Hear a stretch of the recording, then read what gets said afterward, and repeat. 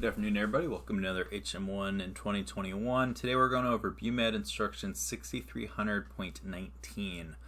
I don't believe this was on the last couple of bibs, but I mean, to my knowledge, I don't remember studying this one before, so I was kind of excited to look at it. It's kind of long. It's like 30 pages, but I don't think there's a lot of meat in here to really focus on for your advancement exam, but I will point out what kind of stuck out to me. So as you can look, there's a bunch of enclosures that are thrown in on this one. So primary care, it's all about like the medical home port stuff. If you look, this instruction's a little bit dated, 2010. It has dates in here for when like home port stuff was supposed to happen. Almost all of those dates was about 10 years ago. As for most of you that have worked in a hospital, medical home port is in full swing, and it's how we do business now. So it's kind of cool reading how this was like the starting phase of it. So key tenets is to keep sailors, Marines, and their families healthy, while also giving them care when they get sick. So that's the whole reason behind medical home port. Concept of operations, for any of you corpsmen, this should be really familiar. Basically, like, there's a designated primary care and a designated team that takes care of each individual person. Typically, someone has the same primary care doc every time they go see medical. So that is called the primary care, known as the patient-centered medical home, PCMH. And that's really like the one spot where they go, known as the medical home port. Implementation talks about how it's supposed to be done. Talks about the different BMed levels, but that hits a little bit later in the instruction. Timeline, yeah, this was supposed to happen June 30, 2010. Every hospital I've been at has a medical home port, so I'm pretty sure it's everywhere. If not, they're about 10 years too late, because you see 30 January 2010. So responsibilities of some of the key players. Deputy Chief Bumed Total Force, which is Mike 1. They're the ones that appoint a project officer for the medical home port, and they set up that project schedule. So that's all M1 does. The Deputy Chief Bumed of Medical Ops, Mike 3, Mike 5, or Mike 3/5. They're the ones who coordinate the medical home port activity throughout Navy medicine for the Chief of Bumed. They also are the ones that liaison with the National Committee of Quality Assurance, NCQA. So when I was reading this instruction, what I got out of NCQA, it's basically like Joint Commission that's specific for med home port. So again, advancement exam loves to ask you about acronyms. National Committee on Quality Assurance is NCQA. I have my physical paper. For you guys, for how you study, like, this really helps me. I typically print out my bib, I highlight, and then I'm reading as I go over the videos because I highlight what I think would be important. So Deputy Chief Bumed Logistics M4. They do the logistics stuff. I think it kind of makes sense. They're the ones that appoint a project officer for medical home port for facilities and equipment stuff. So their big focus is equipment. Again, a lot of these, like, it's kind of obvious what they do based on their name. Like Total Force, project for manpower. Medical operations, they coordinate the medical home port throughout Navy medicine for Chief of Bumed. Logistics, they do the logistics stuff. M6, which is, or M8, which is IT. Wait, I think I skipped one. Up there we go. M6, which is IT. They're the ones that appoint a project officer for the IT stuff. And then there's the M8, resource management, and they're the resource sponsor. So for a lot of those, like, what they do, it kind of makes sense with their name. Navy Medicine Region Commanders. They're the ones that monitor and track the implementation, and then they identify the subject experts to make sure that stuff's happening at the command's individual level. See, Commander of Navy Medicine Support Command. Let me flip over to my next page real quick. Let's see, so Commander Navy Medicine Support Command, they do a full assessment that's going to be completed by 30 June, which basically has that like curriculum set up for how this is going to work, review the faculty credentials, sustainment for training. So basically their job was to make sure that everything was set up by that 30 June 2010 date, which was 10 years ago. Now here's probably the more important part. So command level, MTF commanders, COs, OICs, they're responsible for the in-time implementation of medical home port. I mean, hopefully they all succeeded. They ensure there's that leadership coming from the top to support their champions, their home port, Lean Six Sigma stuff. They make sure that the home port maintains coherence with its instruction. They make sure that the medical home port clinics keep the NCQA certification. And there's a project officer who is responsible for all parts of that implementation. Done. Let's see. And then a lot of this other stuff's kind of obvious. Nothing that really jumps out to me. Then the chairman of the primary care provides subject experience consultations. They keep up to date on current trends. And they identify board members that can augment the quality assurance site surveyors to help out, like point stuff out. So again, that was all about implementation that happened a long time ago. Honestly, to me, it doesn't really make sense why this is on our bib for that part of it, because again, it was about an implementation schedule for something that was supposed to happen 10 years ago. Acronyms, some stuff that may be important. The big ones that I think is probably super important, especially because quality assurance is part of, like, it's on the subtopic, National Committee on Quality Assurance, and who they are. A lot of these other acronyms, I think a lot of this is kind of obvious for what they mean. Nothing here like blew my mind. Stuff just to kind of read through on your own. Like you'll see, like the appointment types are on here, but those get defined a little bit later on in this instruction. So that's the first 10 pages. The first 10 pages is all about getting it set up. So let's look at the next few. So Navy Medicine Primary Care Team, definitions and standards. So it defines primary care, which makes sense for what it would be. All aspects of care are coordinated by a privileged healthcare provider who is a member of a healthcare provider team of 3 to 5 providers. So it's 3 to 5 providers that make up the home port team. And then primary care is medical treatment facility, outpatient primary care clinics such as general internal med, pediatrics, and family med. So internal med, peds, family med are the 3 MTF outpatient primary care clinics, which makes sense. I mean, family med is for your typical military age folk. Peds are for kids. Internal medicine typically for older people. Standardization and care, so that's why medical home part is set up. They try to keep everything standardized, especially within like what primary care stuff you do. So here it talks about a lot more of like what that NCQA actually is. So it's a national recognized standard for the primary care medical home port. There's a couple different credentials, and it gives you timelines. Let's see where we can find it. So the expectation that all medical home port locations will attain recognition for level 1 within 4 months of establishing the clinic. And then once that is done through the self-assessment, they have 6 more months to get level 2 recognition. Level 2 is what they really want, and that level 2 takes about 10 months. So it says level 2 should be achieved within 10 months of establishing that medical home port. So again, we want level 1, 4 months, level 2, another 6 months, so it takes 10 months. See, Bumed provides guidance to help out with that. Commands report their progress monthly to the region commander, who reports that to the corporate executive board of Bumed. And then it gives an email on who you can reach out to. Clinical provider availability. Again, you want your providers to be doing medical care. Collateral duties. There's time built in to have time to that in the day, hopefully. My fellow enlisted folk, you probably work late times doing collateral sometimes. It's just part of our job. Clinic availability. So FTE, that is how they like calculate man hours and how often you're actually working. And FTE is specific for medical care. So a clinic who's available for, or a clinician who is available for 36 bookable hours will be defined as an FTE of 1. So again, if exam asks you, like, what is an FTE of 1? Weekly, what does that look like? 36 bookable hours per week. So think 40-hour work week, subtract 4 lunches, 36 bookable hours.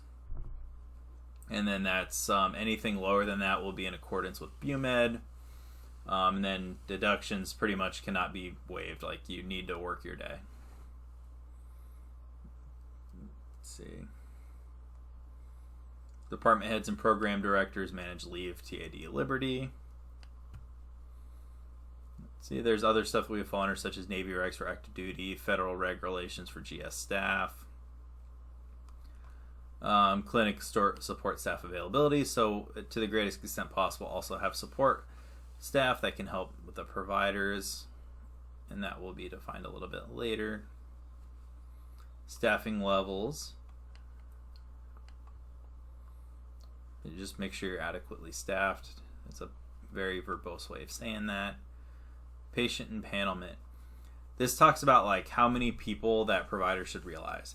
It doesn't say like what these appointments are over. I assume a year from context. Let me pull up a calculator real quick.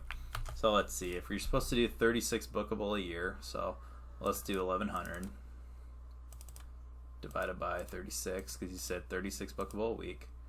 So yeah, 1,100 patients with 30 takes out to like 30 weeks worth. I don't really know if that's how you do the math, but I just remember 1,100 patients. So Bumedinst strongly recommends that providers should realize 1,100 to 1,300 appointments, or 1,300 patients, no more than 1,300, for every full-time equivalent provider at the medical home port.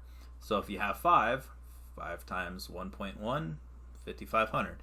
5.1 or 5 times 1.3, add the 2 zeros, probably a lot more. I'm not that good at mental math. Let's see.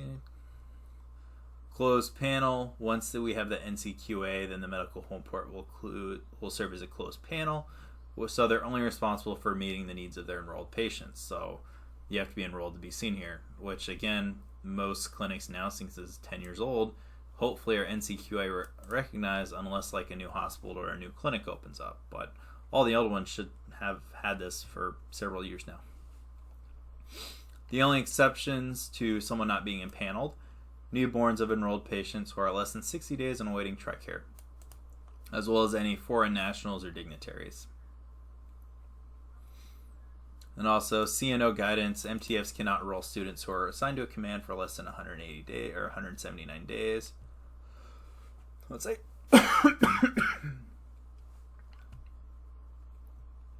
provider team staffing. Medical home port team is responsible for the care of their impaneled patients 24 hours a day. So like primary care is what it seems like. Like it's not just who you see for a sore throat. Primary care should be tracking. So like if you're seeing psychiatry appointments, they're going to talk to you about that when they see you. Physical therapy, neurology, dermatology, they're really kind of like the gateway of specialties, and they're supposed to be the ones that track all of that as well. So medical home port team, it talks about like different providers. So each medical home port team should have 3 to 5 providers. Rarely 1 or 2 can be added to cover for admin discounts. Providers who practice infrequently, such as like house staff, physicians that are doing staff billets, operational forces. So like if you get Greenside folk that are only there like a little bit, they're not officially part of the provider team. They're kind of seen as supplements. So when there's 3 providers, 1 of which needs to be a physician. It specifies physician. So if there's 3 providers, 1 has to be an actual physician. And then they'll have no more than a total of 0.75 FTE administrative discounts for the entire provider team to reflect those deductions. I don't exactly understand the deduction part. I haven't worked on that side of family med, so I'm just trying to remember what I can and understand what I can from this instruction. When there's 4 to 5 providers, there needs to be 2 physicians. A 4-provider team will have no more than a 1.0 FTE admin discount for the entire provider team. A 5-provider team will have more than 1.25.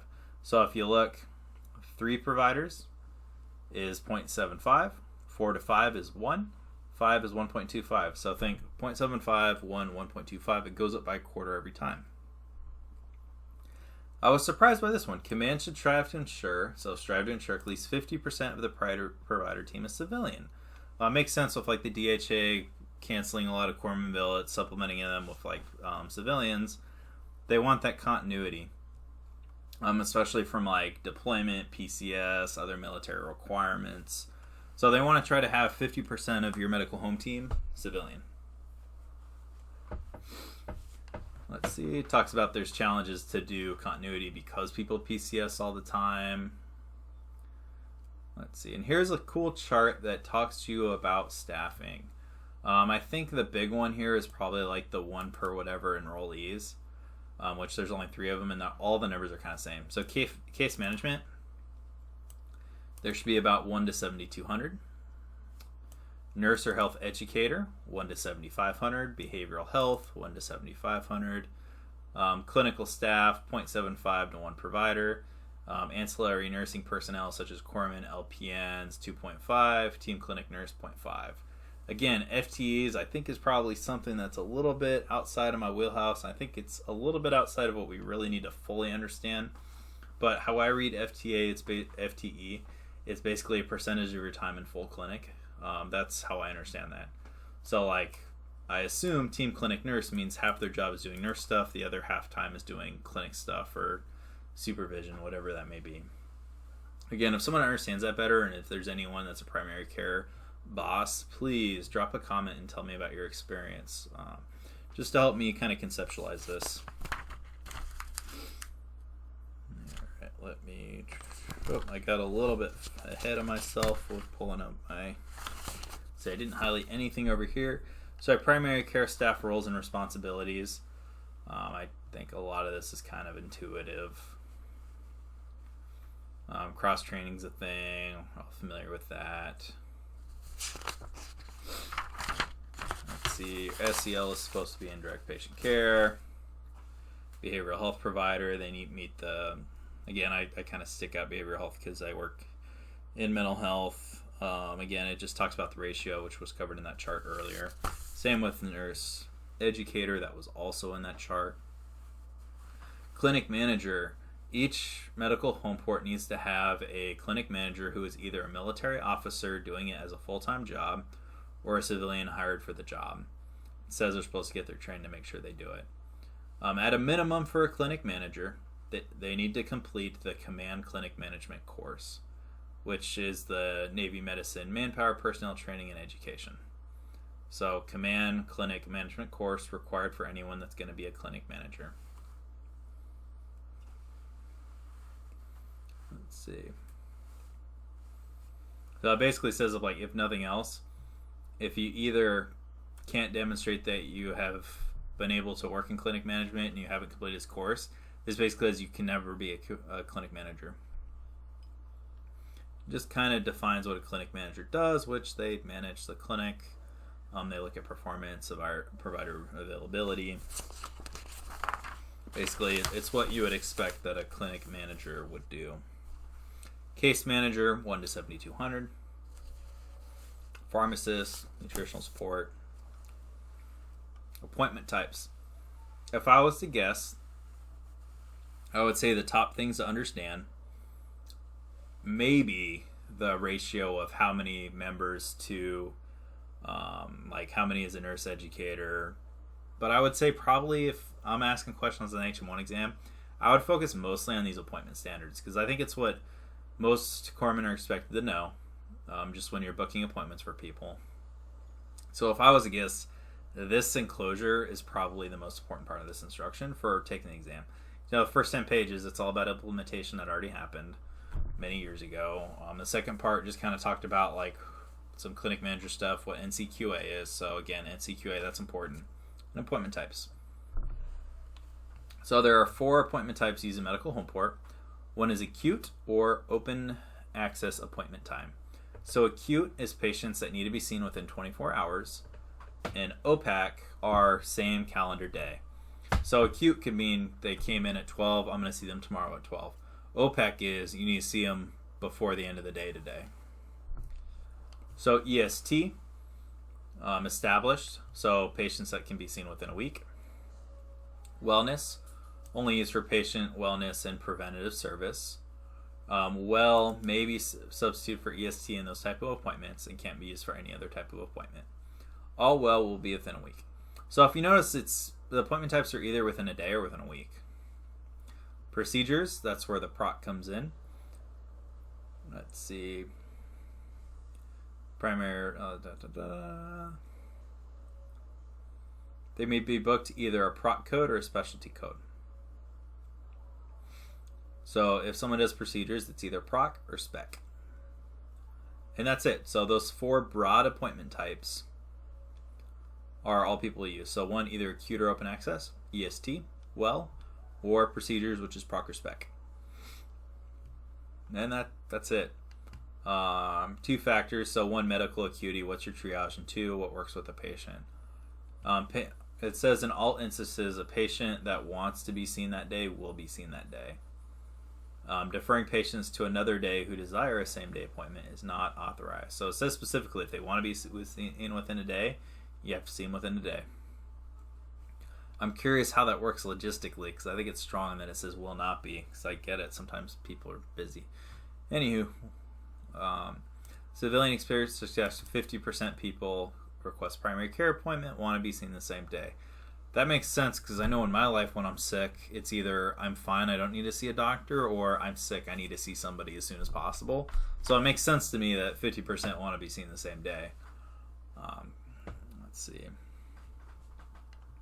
All patient requests the same day will be seen within 1 week, unless the patient specifically wants to be seen outside of that.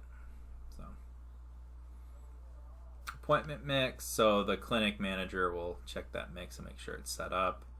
And they need to make sure the daily appointments meet the population. Let's see. So it says medical home port clinics that have obtained their NCQA will no longer be subjective to PPS, so productivity-based incentives, but will be judged on their access, their quality outcome, and other related measures. Let's see, what's PPS? I don't remember that acronym. Let's scroll up. It's always good to kind of scroll up and look at. So, prospective payment system. And the performance-based budgeting. Basically, you see more people, you get paid more. But once you get your NCQA2, that doesn't happen anymore. Template management. See, commander, medical officer, or commanding officers and OICs will monitor availability. And that's really it. Let's see. Facility standards. I thought this was interesting from a zoning perspective. It talks about what a clinic should actually have. Let's see. So your key members, primary care team in the same office. Space requirements. So there should be 2 exam rooms per provider and 1 additional room for procedures and prolonged acute patient care and monitoring, and 1 office that's shared by team members for like muster and stuff.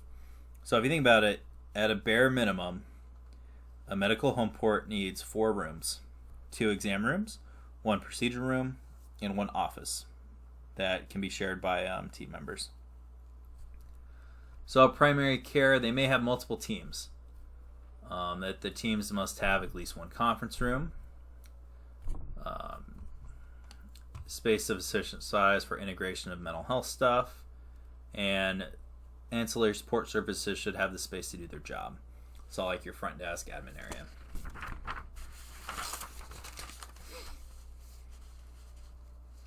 All right, business rules. So again, look, medical home port team, 3 to 5 providers, as that's been said multiple times. There's the 1,100 to 1,300 FTE patient per provider. Responsible, again, always 24 hours a day, 7 days a week, 365 days a year. Patients won't be referred to the ER for anything that can be taken care of in medical home port. Let's see. It's all the big stuff. So any enrolled patient calling for an appointment and requesting to be seen the same day will be seen the same day. Again, logistically, I'm curious how that works. Anyone else will be seen within 7 days. Clinic managers shall utilize ED utilization and primary care leakage. So they're looking for, well, if a bunch of people go to the ER for sore throats, why are they not seeing their primary care?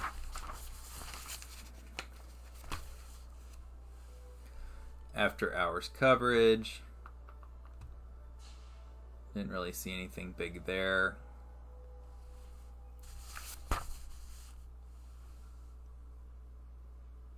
I did see something there. I don't know where I read this. I think I may have glassed past it. Oh, actually, secure messaging is next. So secure messaging, for those of you that were here during the Relay Health Days, which is now merged in the TRICARE Online. I used to work with someone that did this kind of stuff. So Navy medicine will utilize standardized secure patient messaging. Basically, I can send an email and be like, hey doc, I'm worried about this, and then their nurse or the doc will respond back to you. I've used the TRICARE Online a couple times. I do like it. It does say in here that the goal is to have it integrated into the EMR, so electronic medical record that we'd use. However, this is a 10-year-old instruction, as I said several times, and it is not really built into Alta. We have TCONs, but we don't, or with a telephone consult, but we don't actually have any way to message someone and have it automatically upload into the medical record yet. I mean, it would be cool if TRICARE Online could merge into them, but that's not how it works yet. Talks about using a telecon. And that's it for that. Let's see. This last chapter just kind of talks about metrics. So, like, what do the big bosses look at? They use the quadruple aim model, which is kind of hard to, it doesn't exactly expressly define what that is. Let's see, actually, clinical quality, satisfaction, access, and military relevant indicators. So that looks like a quadruple aim model to me. So 1, clinical quality; 2, satisfaction; 3, access; 4, military relevant indicators. And they pull from data on record. It just kind of talks about different ways they can do that. How does the patient rate their experience? Let's see, access, so how long does it take to get care? How many people get seen in the ER for stuff that's not life or limb? How satisfied are people? How are people keeping up with like their asthma stuff, diabetes, breast cancer? So that's like that population health, family med stuff. How are people taking care of themselves? Readiness, such as MERS. Clinic management, and so this is what the clinic manager wants to look at. So how available are my providers? That's why we fill out our dimmer's eye. Our medical records not getting finished up, such an Alta. What's the no-show rate? How many unbooked appointments do we have? And then reach out to any customer stuff, and also looking at those feedbacks, like what feedback we're getting from our people. All right, guys, that is it. So I'll probably make some notes a little bit later on the description of this video for what I think is super important. Please give that a read. Give me a comment. Let me know if there's anything that I missed. If there's someone that truly understands like FTEs, what does that like actually mean? Because I'm kind of confused by the 0.5 versus 1,100 appointments. I'm gonna try to reread this again, try to get that understanding. But if someone like has like a grasp understanding, I would love to see how you define this stuff, because I'm a little confused. But I think I understand it enough to read it, study it, and do on a multiple choice exam, but I want to take that next level, and I hope you guys do. So again, anyone that fully knows primary care, please comment on it, see what it was like for you. And with that, peace out.